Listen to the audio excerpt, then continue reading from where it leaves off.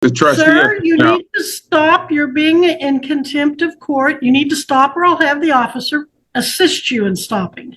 All right, Missy. False imprisonment. I want you to stop talking, or you can go upstairs to the county jail. Now, do you want to go to jail tonight? The second. I also have a right to understand the nature of this. I have a right to understand the nature of. If you don't want to listen to me, you can go to jail. I'm not being disruptive. I'm just trying to understand the nature and cause of the charge. All right, officers. I'm gonna close. What am I doing? I'm sitting here trying to understand the charge. If he gives any more grief. Your Honor, can I please go home? Your Honor, can I please go home? I'll leave. Johnson, appearing in person and pro se. Your name tag on your uniform says Johnson, so I presume you are Mr. Johnson. Now, sir, if you could get right in front of that microphone. Thank you. Can you hear me? I can. Sir, yes. You're charged in count 1 with speeding 82 miles per hour in a 65 mile per hour zone. That is a traffic infraction. It is not a charge that carries any jail time. It has a scheduled fine. 82 and a 65 is $87. But then there's also 108 court costs.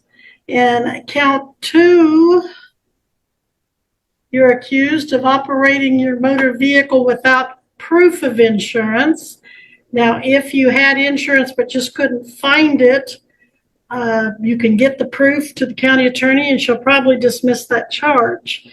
If, in fact, it had lapsed or something was happening so that you didn't have insurance on the vehicle at the time being January 4th, 2024, that is a B misdemeanor. The maximum penalties as far as jail time would be 6 months, although probation is usually granted. There is a mandatory minimum fine the court must impose of $300, but it could be as high as $1,000. You do have the right to hire any attorney of your choice. If you cannot afford an attorney, you can apply and see if you qualify for court appointed. You can waive your right to counsel and represent yourself. Another option, you might be able to apply for diversion.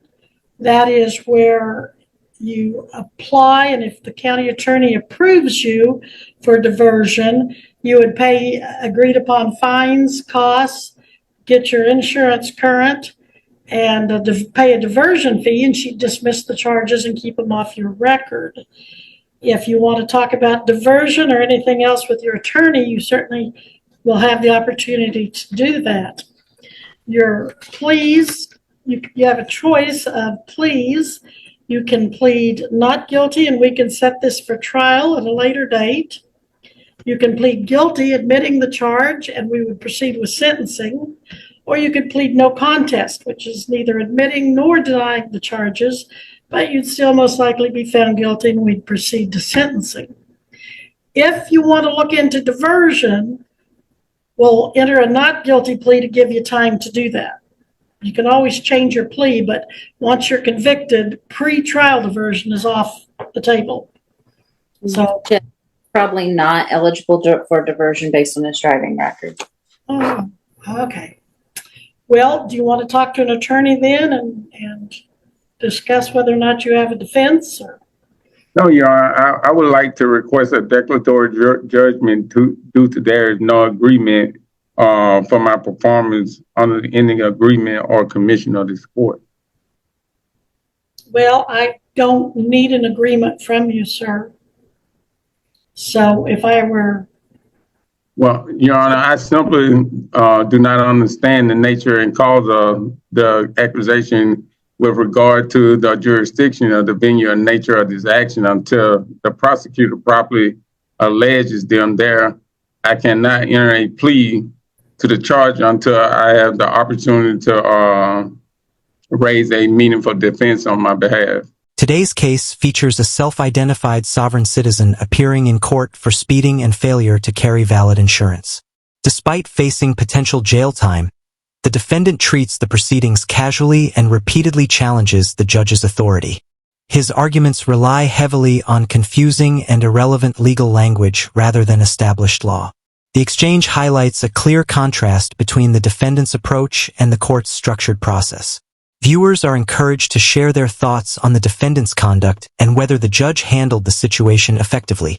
All right, I will then, since you cannot enter a plea today, I will enter a not guilty plea for you and give you I time. object, Your Honor. I object to you entering a plea to me because I must understand the nature and cause of these accusations. So I do not agree to you entering a plea on my behalf. Well, your position is taken and I'm still going to do it. I will note your objection for the record, but I'm going to enter a not guilty plea. Well, I object to you entering Your a plea on objection my is behalf. noted. Your objection is noted, and if the time comes, you can appeal that to the Court of Appeals. Now, on the issue Well, of attorney. Your Honor, I would like to ask, who bring these charges against me? I should have the right to All question. right, we're not going to have this debate right now. I've told you your charges. I've told you the state of Kansas has filed those through its attorney, Jill Gillette. Now, Well, I would like to call the state to the. I would like to call the state to the stand, Your Honor. We're not doing that, state bringing charges against me. Who is it? How did I injure the state? All right, this is your first appearance. I advise you of your rights. I advise you of your charges and possible. Your Honor, I object to the proceeding, for I do not know the nature and cause of the I'm proceeding. entering a not guilty plea. Missy, when is? I object to you entering I object to you entering a plea on my behalf. I do not grant you that right. Missy? The court may- You're supposed to act as a trustee. Sir, you No. need to stop. You're being in contempt of court. You need to stop or I'll have the officer assist you in stopping. Missy? Well, Your Honor, I would like to also bring to September according to USC 12203. Deputy Miles. And also did you, Article 3, the judge must operate in good behavior. So therefore, if you're making a threat towards me, then Deputy, that's if he's going to urging keep me to being perform in your contentious, I'm going to court. have you take him into custody on contempt. Then that would be illegal search and seizures, Your No, Honor. wouldn't you need to go back? It will. All right, It's Missy. false I want imprisonment. you to stop talking or you can go upstairs to the county jail. Now, do you want to go to jail tonight? Your Honor, again, Title Deputy 4 Miles, could you come in and USC assist the defendant? September 27th at 9 o'clock will be the court date. September 27th, you said 9 o'clock? Yes. 9 a.m. You must be back here, sir, in person at the courthouse, or you will be arrested for failure to come to court. Your Honor. Now, that deputy there is going to take you into custody if you cannot control yourself through the remainder of this hearing. I'm not doing anything. I'm just enforcing my right, Your Honor. All right, so your first right is to have a hearing date, and that is September 27th, 9 a.m. The Your second Honor, I right, also have a right to understand the nature Sir. of this. As the exchange continues, visible tension builds as Joe Webster's patience appears to wear thin. The defendant relies on vague claims about freedom and jurisdiction, seemingly believing this rhetoric will override clear legal standards. However, the law is straightforward. Operating a vehicle without valid insurance or a license is a violation. This case raises questions about how individuals come to believe they are exempt from established laws. The situation escalates further as the defendant's tone becomes increasingly confrontational. So let's continue with the proceedings. I have a right to understand the All nature right. of the law. if you don't want to listen to me, you can go to jail. Do you want to hire an attorney or apply for court appointed? No, I do not. I don't need to hire an attorney, Your Honor. You want to represent yourself? I don't need to hire an attorney. I would like for you as the judge, Your Honor, to explain to me the nature and cause of the. All right, I'm not going to appoint an attorney if you don't want me to. If you want, you said you don't want to hire an attorney. If you want to apply for court appointed, the officers have forms there that you can fill out. If I you just don't want to fill them understand the out, nature I'm and going- cause. If you don't want to fill one out, I'm going to assume you don't want an attorney. And then if you come to court September 27th at 9 a.m., you're going to be representing yourself if you don't hire or apply for court appointed. And so you've got the third issue. Does he have a bond? Looks like you do, because you failed to appear February 27th at your first appearance. So bench warrant was issued. Bond was set at $1,000 cash for professional surety. Looks like that was posted. Looks like you made a cash bond of $1,000. Does that sound right? You put up $1,000 cash back in July 12th? I'm still trying to understand the nature and cause of this allegation, Your Honor. I will continue your bond unless you get yourself hauled into jail on contempt before you leave. I will continue your bond with the condition that you reappear here in person at September 27th at 9 a.m. So you've got your court date, you've got your bond, and we've talked about your lawyer. Now, you're wearing a U.S. Army uniform with the name Johnson on it. Are you in, or have you been in, the United States military? Your Honor, I'm still trying to understand the nature and cause of the allegation, Your Honor. All right. If you can leave the courthouse now without any further disruption, I will let you do so. But I'm going to have those officers escort you to make sure you do so. So, Ms. Gillette, anything further?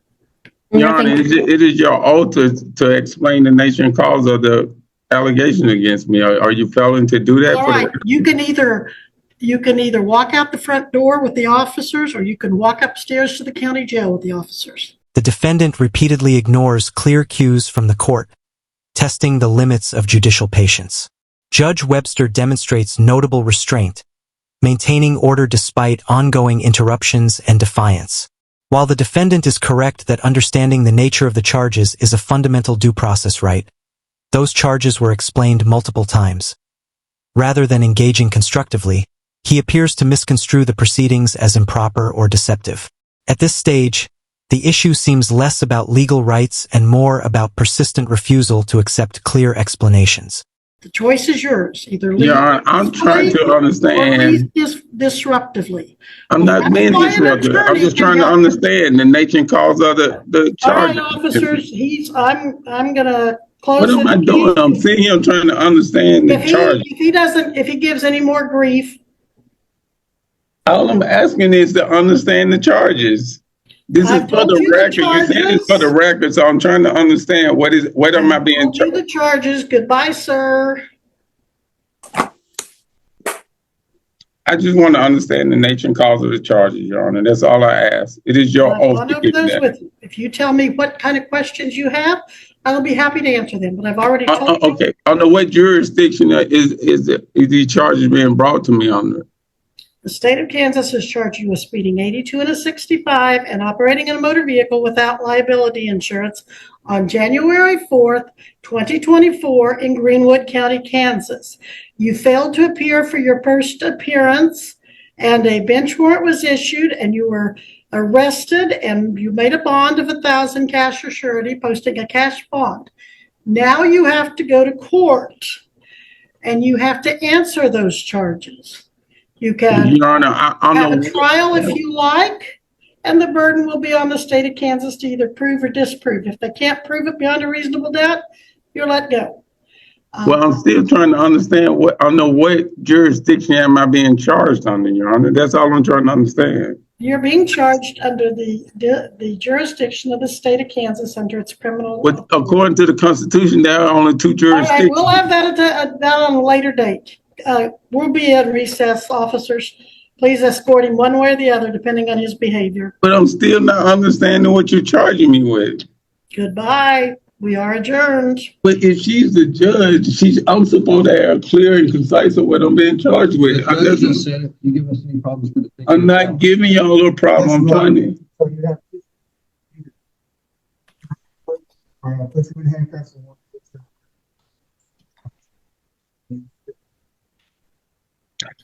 Well, I'm waiting on this, Your Honor, to explain. All right, Missy. But that's it. That's our last case on the docket, isn't it? This is not good. Yes. All right. All right. Ms. Gillette, I'll see you at 3:30 docket. Your Honor, can I please go home? Your Honor, can I please go home? I'll leave. All right. Well, Can I go home? I left it up to them and I left it up to you and then they were to behave accordingly. This unusual court case involved a defendant whose behavior seemed intentionally disruptive, testing the patience of everyone in the courtroom. Judge Webster calmly explained the charges and jurisdiction in clear terms, but the defendant repeatedly failed or refused to follow along. Cases like this highlight the broader challenge posed by self-styled sovereign citizens, who consume court time and resources with ungrounded legal arguments. Despite the disruptions, the judge maintained order, gave multiple opportunities for compliance, and ultimately addressed the situation firmly. While the case may have been frustrating, it serves as a clear example of how the legal system manages uncooperative individuals while upholding due process.